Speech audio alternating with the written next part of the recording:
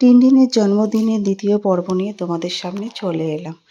শরীরটা খারাপ লাগছিল, তাই একটু শুয়ে পড়েছিলাম, ঘুমিয়েও পড়েছিলাম। ঘুম থেকে উঠে এসে দেখি ভাই বিরিয়ানিটা বসিয়ে দিয়েছে।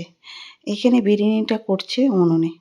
সেদিন ছিল প্রচণ্ডই গরম, ওই কাঠের জালে করছে ভাই উনুন, খুবই কষ্ট হচ্ছিল ওর। আরেকটা উনুনে ওই পাশে আমার দাদা করছে চিকেন পকোড়া।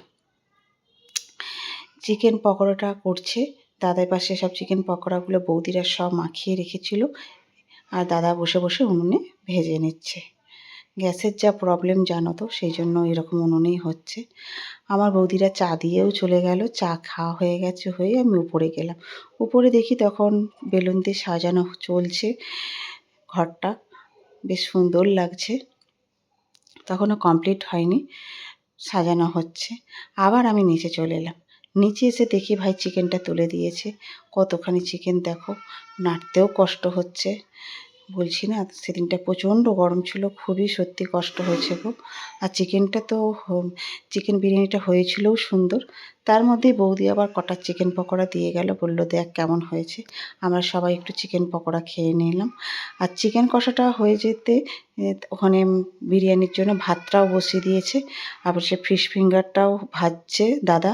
আর এপাশে রায়তা হবে, আর স্যালাডের জন্য কুচুমনা এবং আমার বড় ভাইজি ওরা ওইখানে শসা পেঁয়াজ কেটে নিচ্ছে। এপাশে বিরিয়ানির জন্য চিকেনটা রেডি হয়ে গেছে।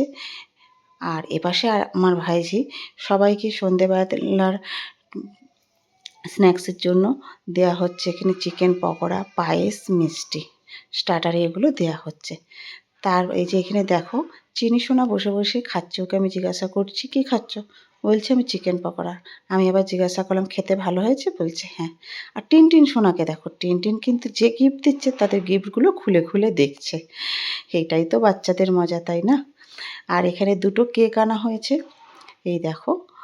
সব বাচ্চারা এসে গেছে আর সবাই একটু ফটোশ্যুট করছে, কেকটার ছবি টবি তোলা হচ্ছে, ভিডিও করছে।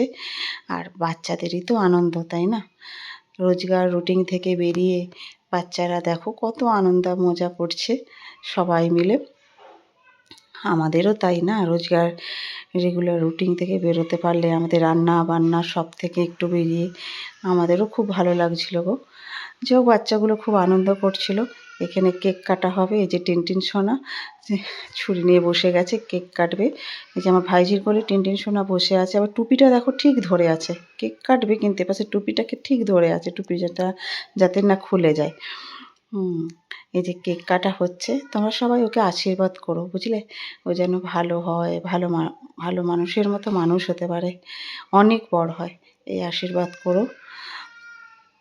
তারপরে কেক কাটা হয়ে যেতে এই যে সব বাচ্চাদেরকে আমার ভাইঝি কেক খাইয়ে দিয়েছি। তখনও পর্যন্ত দেখো টিনটিন সোনা কিন্তু তার টুপিটাকে ঠিক ছাড়েনি, টুপিটাকে ঠিক ধরে রেখেছে বাঁ হাতে। এই যে টিনটিনকে আবার কুট্টু সোনা খাইয়ে দিচ্ছে কেক। বাচ্চাদেরই তো কী আনন্দ মজা, তাই না? তার মধ্যে বড়রা তো আমরা আছি, আমরাও খুব আনন্দ করছি এবং সবাই মিলে একটু ফটোশ্যুট করে নিচ্ছি। টিনটিন সোনার জন্মদিনটা আমরা খুব ভালোভাবে কাটালাম গো, আমাদের খুব ভালো লাগলো।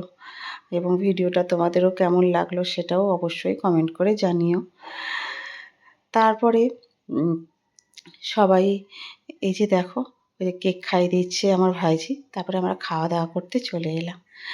এই যে এখানে দেখো আমার ভাইঝি, আমার বৌদি এখানে সবাইকে বিরিয়ানিটা ভাগ করে দিচ্ছে, সবাই খেতে বসে গেছে। রাতও তখন হয়ে গেছে, 9:30 প্রায় বাজতে যায়, সবাই খেয়ে দিয়ে অনেকে বাড়ি যাবে সেই জন্য। আর এই যে ফিশ ফিঙ্গার হয়েছে।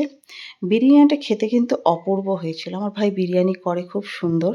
তার মধ্যে এই এত গরমের মধ্যে এতগুলো লোকের উনুনে বিরিয়ানি করাটা খুবই চাপের হয়, সেটা যারা করে তারা জানে। এবং প্রত্যেকে খেয়ে বলেছে কিন্তু খুব সুন্দর হয়েছে। আর সঙ্গে ছিল রায়তা। আজকের মতো